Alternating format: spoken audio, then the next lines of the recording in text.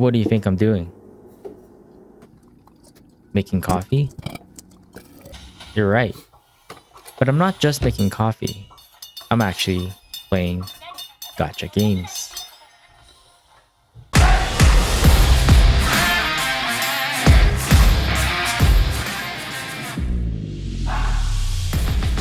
Before I share why I enjoy Gacha Games, let me explain what a Gacha game is. Gacha is short for Gachapon. When you hear Gachapon, you may think of the toy vending machines popular in Japan. It's a combination of two Japanese sounds. Gacha, representing the machine's mechanism, and pon, the sound the capsule makes when it lands in the tray. Gacha games work similarly, but instead of receiving a physical toy, you get a digital character in the game.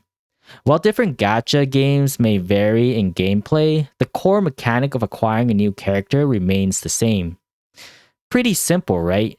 Well, the catch is that you need to spend some form of currency to try your luck at getting the character that you want. Let me show you a real life example. I'm playing this game called Reverse 1999, which is currently celebrating its first anniversary. The limited edition character Lucy is the one I'm after. Like toy vending machines, you can pull one at a time, but in the game, you can also do a multi-pull, usually 10 at once. One pull costs me around 180 crystals in game, and each crystal is about 1.2 cents.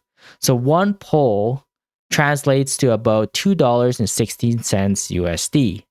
This is oddly similar to real-life gachapons in Japan, where a pull costs around 300 yen.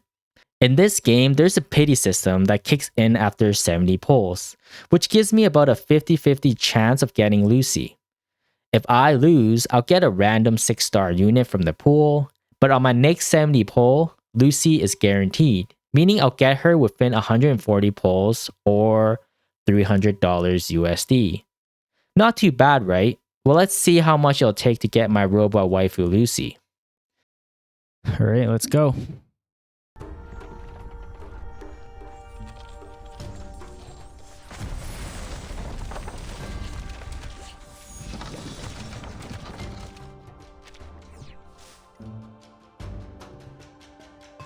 Yeah, so I lost my first 10 pull. Just gotta remember, once I get to 70, I should get my 50-50 chance.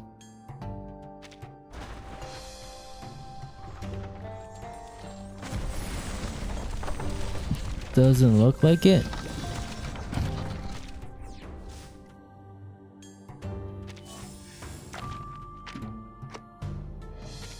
So 30. Bare minimum. It should be 40. Doesn't look like it. Bare minimum.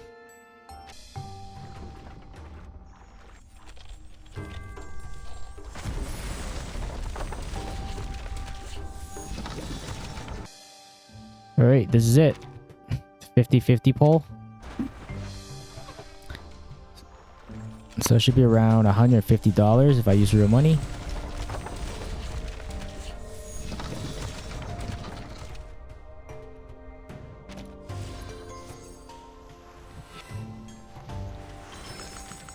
Oh. An unexpected encounter. A room, So I lost 50-50. a frame, and an old TV. What do you do at this point? Well, obviously you keep going. You never stop. You only stop when you get the unit.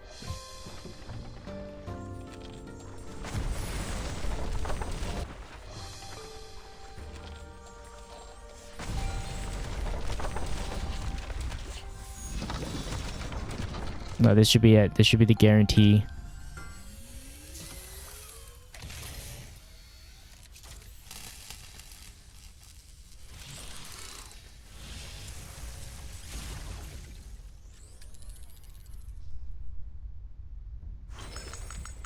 A hand-operated spinning wheel half-drenched in water. This indicates a low level of technological development here. Do not worry, Timekeeper. I am equipped with 15 adaptive plugs suitable for any situation. I will start by running the drainage program. All this to say, this is one of the reasons why I like gacha games. It's because of the gacha system. The thrill of chance. Will I get this new character or will I miss out? Will I get lucky or will I end in despair by spending $300 on a bunch of pixels? Whether you spend in-game currency or real money, the game divides player base into two categories: free-to-play players or whales, those that spend a lot of money. For the record, I'm F2P by the way. On the flip side, you can kind of see the danger behind the gacha system. It could be addictive, just like any substances such as drugs or alcohol. It triggers the brain's reward system by releasing dopamine, the happy hormone. Pulling a new character can bring happiness, especially if you spend little currency doing so. There's actually a lot to unpack about this subject, but I'll just end by saying this. It is important to know that you won't get every character that you want. Learning to work with what you have is a good lesson, whether playing the game or in real life as well. Life gets busy, especially when I got older. There's family, career, and other responsibilities. Time becomes a valuable resource. If I want to continue one of my childhood hobbies, then I'll need to find a more creative way in doing so. Gacha game requires low time commitment while giving me what I love most about video games: progression. Video games are a lot simpler than real life. If I do A, I get B. This expected outcome is reassuring, and Gacha game provides features that makes it a lot easier, like autoplay and sweeping stages. Often not, I don't even need to play the game anymore. I simply click auto and let the game play itself. When I tell people about this point, they often reply with, "Why do you even play the game if you don't actually play it anymore?" Well, the point is, as I mentioned earlier, this is one of the creative ways that I can still fit gaming into my life. It just looks a little different from when I was younger. I can play gacha whenever I want. I simply just need my phone, which I conveniently carry every day. I don't need no high-end computers. Whenever I have a moment, I take out my phone, complete a few runs, and then put it away whenever I want to focus on something else. Nowadays, gachas even have their own PC client, which means I can let the game run in the background while doing other stuff on my computer, like watching anime or preparing for my next video. Gachas are accessible to all skill level or low skill entry. What I mean by this is I don't need fast reflexes or have high game IQ. I can even play like trash or not at all and still reach endgame. Any kind of online game has this competitiveness in nature, and fear of missing out kicks in real quick, especially if you want to be the top percentile. In my opinion, gacha eliminates this kind of FOMO because there's already a divide between free-to-play players and whales, and I feel like this allows me to play at my own pace. Even if I miss some free in-game currency, it doesn't feel as punishing as other games. Gachas also gives me access to a gaming community. As I grew older, I gravitated towards online gaming more because of the community aspect of it. I enjoy talking about new metas, new patches, new strategies, and new characters. It also helps me keep connected with friends that I don't hang out as much anymore because, well, life gets busy. We can always share stories about how unlucky or lucky our polls are. Like any other hobbies, gaming is a personal preference. The most important part is, are you having fun?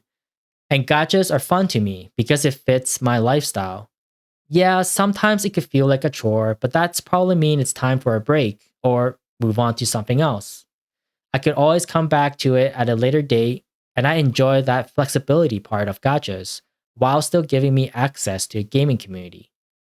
Which gachas are you guys playing right now and why? Let me know in the comments below. So I realized after finishing editing the video that I forgot to mention one of the biggest reasons why I continue playing gacha games is because it's mostly free.